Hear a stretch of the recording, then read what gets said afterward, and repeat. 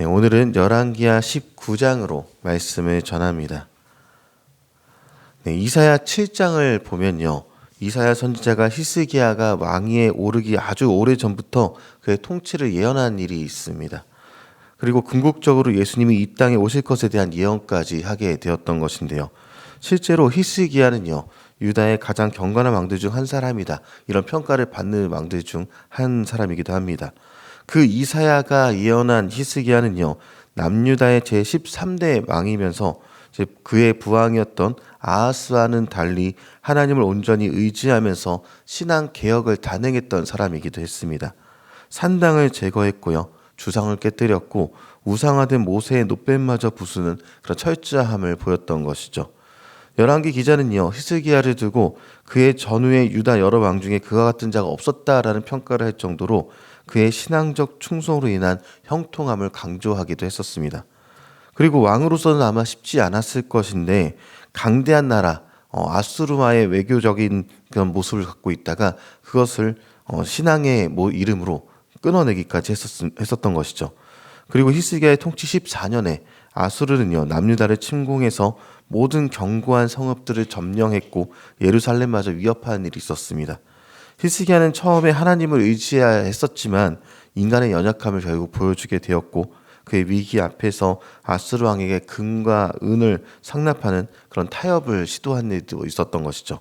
그러나 아수르는 이 상납을 먼저 받고서도 물러가지 않았고 오히려 협박의 강도를 더 높이면서 하나님마저 조롱하는 말로 이제 남유다를 압박해 왔습니다. 그때 히스기야는 자신의 모든 인간적인 방법이 통하지 않는 것을 보게 되었을 때 애굽으로 향한 사절을 보내서도 안 됐고 은금으로도 해결이 안 됐고 또 여러 가지 많은 것들을 사용하려고 했으나 안 되는 것을 보았을 때 깊은 절망에 빠지게 되는 일이 있었습니다. 어쩌면 우리는요 이 세상의 어려움을 해결하는 열쇠로 쉽게 경제의 논리를 떠올릴 수도 있을 것입니다. 누구나 다 쉽게 해결하는 방법은 돈을 많이 버는 것, 그것을 사용해서 크고 작은 어려움을 이겨내는 것이다. 이렇게 여길 때가 많은 것이죠. 그러나 이 세상은 그런 사람들에게 환상과 거짓을 주고도 막상 그 돈으로는 평안을 살 수 없게 되는 현실을 마주하게 만들어 버립니다.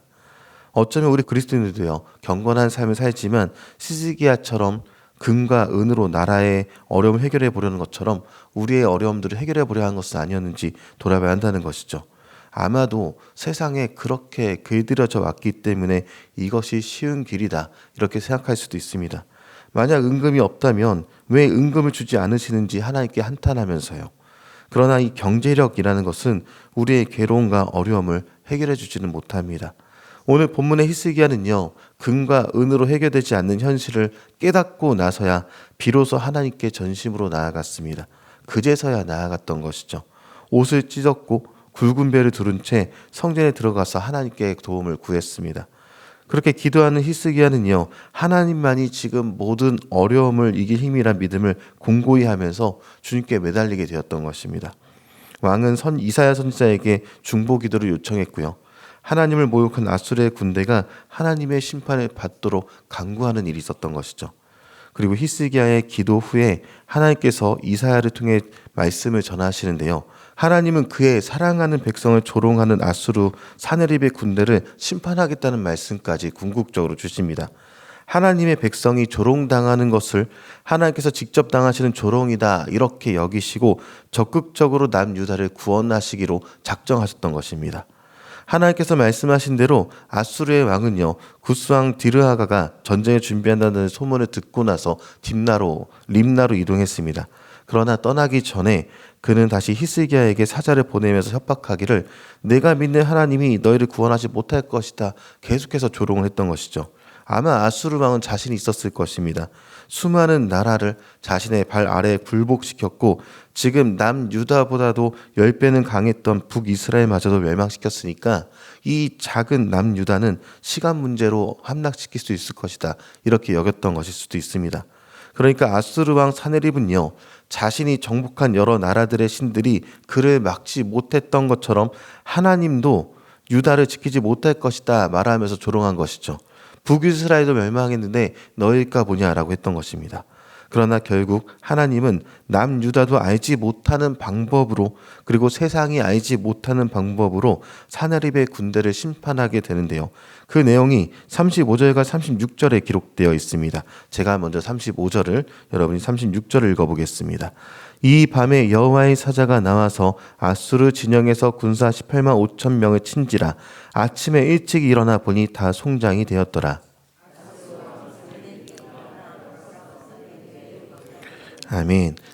그 이후에 이제 사내립은 다른 사람들에게 죽게 되는 것을 보게 됩니다. 경제 논리나 다른 나라 이집트의 힘을 가지고 와서 이기게 하신 것이 아니라 초자연적인 힘으로 사내립의 군대를 심판하신 내용을 우리는 읽게 되었습니다. 여기에는 이유가 있습니다. 남유다가 다른 방법을 경배하지 않게 하시기 위해서 천사를 통해 일하신 것을 보게 되는 것이죠. 하나님이 그의 백성을 얼마나 사랑하신지를 보게 됩니다. 이 히스기야의 이야기는요, 신약의 예수 그리스도 안에서 성취되는 진리를 예표하고 있습니다. 세상은 여전히 우리를 두렵게 하고 하나님을 조롱하지만 우리는 십자가에서 이미 승리하신 그리스도를 믿고 담대히 나아갈 수 있다는 것이죠. 사도 바울은요, 로마서 8장 31절에 선언하기를 만일 하나님이 우리를 위하시면 누가 우리를 대적하겠습니까? 이렇게 말합니다. 히스기야가 하나님을 의지했을 때 구원의 역사가 이루어졌던 것처럼 오늘날 성도들은요, 예수님을 통해서 영원한 승리를 누립니다.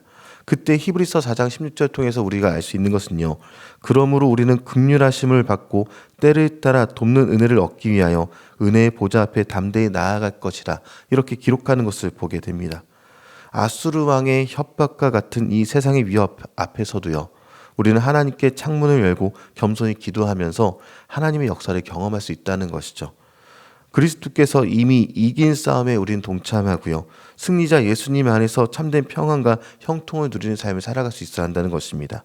이 히스기야의 이야기는요, 위기와 유혹 앞에서 우리가 의지할 대상이 오직 하나님뿐이다라는 것을 다시 한 번 더 알려주고 있습니다.